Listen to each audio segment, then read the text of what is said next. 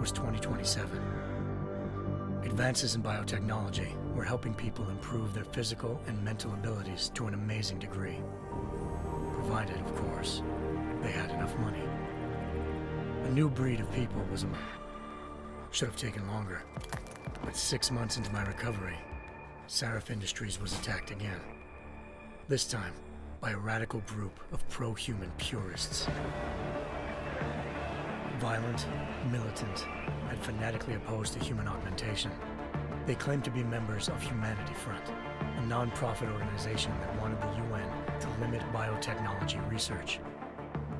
The thugs broke into Sarif's factory and found machinists working overtime on a top-secret military augment called the Typhoon.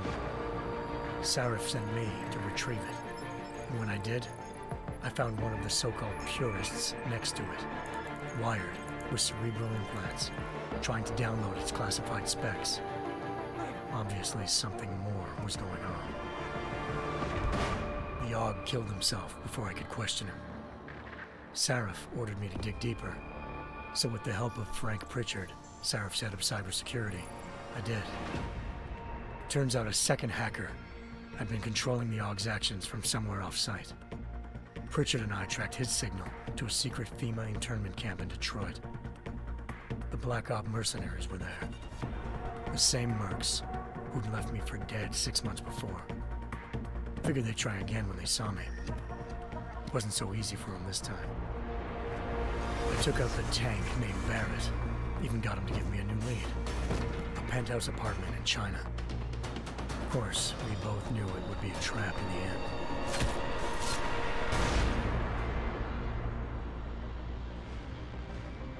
Hengsha Island, China. Home to a city so crowded, they had to build a second city on top of it. Trying to find clues in Hengsha wouldn't be easy. Lucky for me, I wasn't alone. Farida Malik, Sarif Industries' ace pilot, had lived in Hengsha before. A good person to have on your side. She knew enough about the place to get me around. Malik dropped me in the lower city, close to the penthouse Barrett had told me about. Bell Tower Associates, a private security firm under contract to the Chinese government, had agents tossing the suite when I arrived. Just not for the reason I'd been expecting. Turns out the man who lived there was a criminal hacker named Van Bruggen. The same hacker who'd been remotely controlling the Aug in Sarif's factory. Van Bruggen's panicked decision to force the man to commit suicide had been a mistake. Now his mercenary partners were gunning for him, and I needed to find him before they did. Locating Van Bruggen meant playing nice with the Triads, Hengsha's organized crime lords. They had the hacker holed up inside a low-rent capsule hotel. By the time I found him, Van Bruggen had no qualms giving up the woman who hired him. Zhao Yunru, president of the Taiyang Medical Corporation.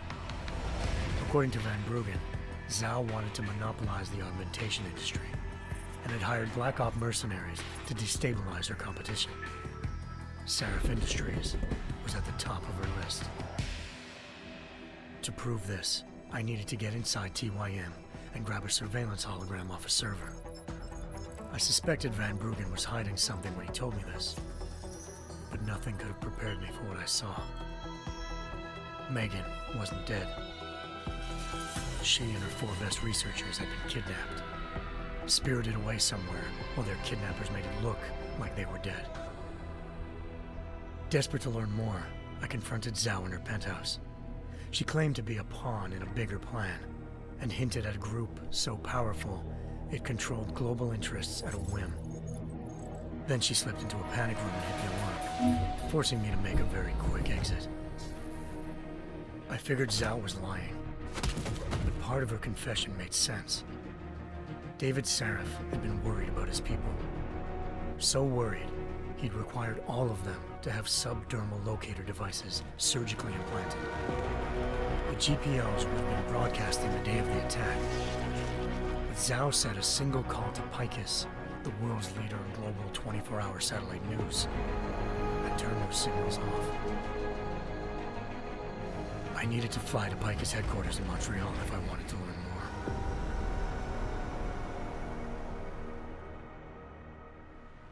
Eliza Cassan, Picus Communications' First Lady of News. Malik thought I was reaching when I told her Eliza was involved in this. The world's most famous news anchor, working with a mercenary hit squad. But when I confronted Kassan in her office, she freely admitted to jamming Detroit satellites the night Megan's team had been taken. Said she's just been following her commands. I suspected she wanted to say more. But Black Op mercenaries showed up looking to shut us both down. And just like that, the Eliza I'd been talking to disappeared. The Mercs were led by an augmented killer I crossed paths with twice before, Fedorova, a woman who'd made silence her best friend. She waited for me to track Eliza's transmission to a secret server room underneath the Picus complex, then jumped me from behind. A deadly fight ensued. I made sure she never moved silently again. With Fedorova down and no one left to keep Eliza quiet, she reappeared. Turns out Picus's First Lady of News wasn't a lady at all. She was a sophisticated AI program, engineered to monitor data streams and control what people believed. Eliza told me the Mercs had brought in a Humanity Front doctor named Isaiah Sandoval to remove the scientist's implanted tracking devices while Detroit's satellites were down. She also told me to speak to David Sarif if I wanted to learn more. By the time Malik and I got back to Detroit, tensions between normal and augmented citizens had reached a flashpoint. Riots were breaking out in several cities, and the UN was being urged to intervene. Sarif was trying hard to convince Hugh Darrow, the inventor-turned-philanthropist who'd once been a leading proponent of enhancement technologies, to help stop a possible regulatory vote. Sarif had a lot riding on Darrow. Megan's discovery would have given millions of people the chance to evolve beyond their normal human abilities, and at the same time catapulted Sarif Industries to the top of the Fortune 500. According to Sarif, Megan's kidnappers knew this, and didn't want people evolving unless they controlled how it was done. He called his enemies Illuminati, and urged me to keep searching. Determined to do so, I tracked down Sandoval via America's most outspoken augmentation opponent, Bill Taggart, Sandoval's boss and founder of Humanity Front. Sandoval admitted to operating on Megan's team when I confronted him, but said he hadn't removed their GPLs. He'd merely switched them to a different frequency. Pritchard was able to trace one of the signals to China. Malik and I immediately took off in pursuit. Unfortunately, the Illuminati were one step ahead.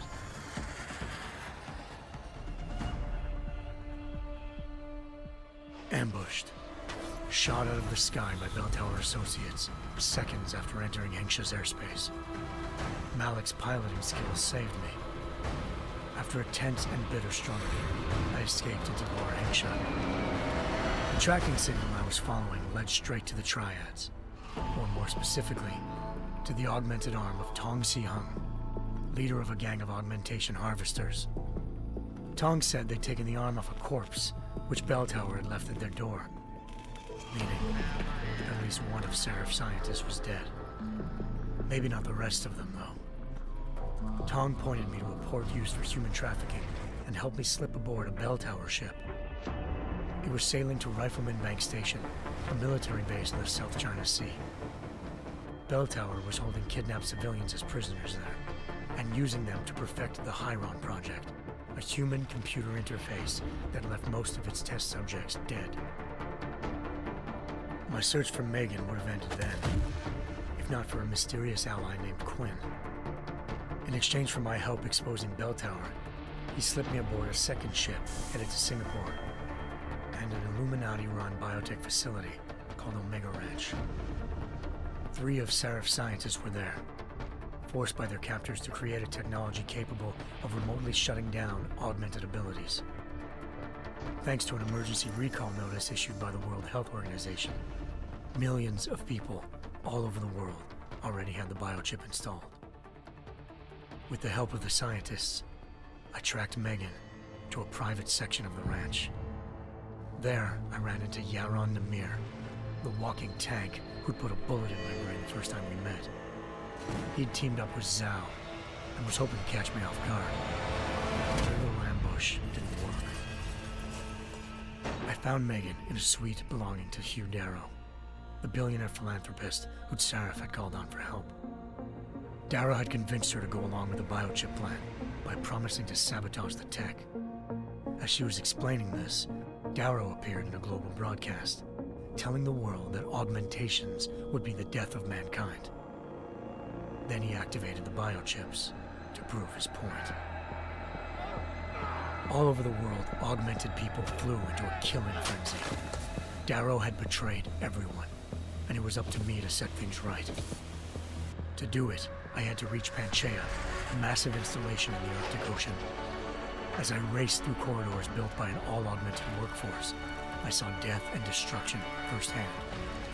By the time I shut down Darrow's broadcast, I knew the damage he'd done. Still, humanity's future remained unclear. How would the world react to this sabotage? Would people ever regain their faith in augmentations again? What would be the Illuminati's next move? Only time will give us the answers.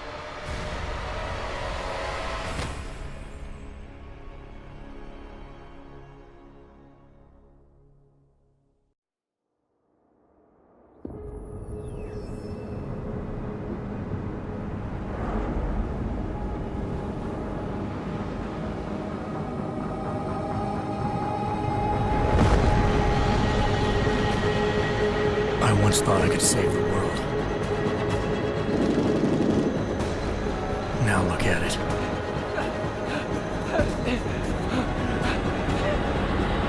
In yet another augmented terror attack, 251 passengers aboard Sister Airlines Flight 451 were killed when an augmented passenger broke into the plane's cockpit and ruthlessly butchered its flight crew.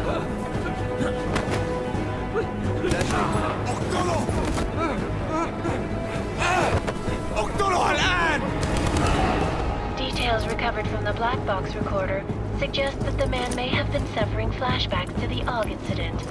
That horrible day 2 years ago when augmented people all over the world flew into a psychotic killing spree, causing the greatest loss of life in recent history. Sometimes, you just have to let go and embrace what you've become.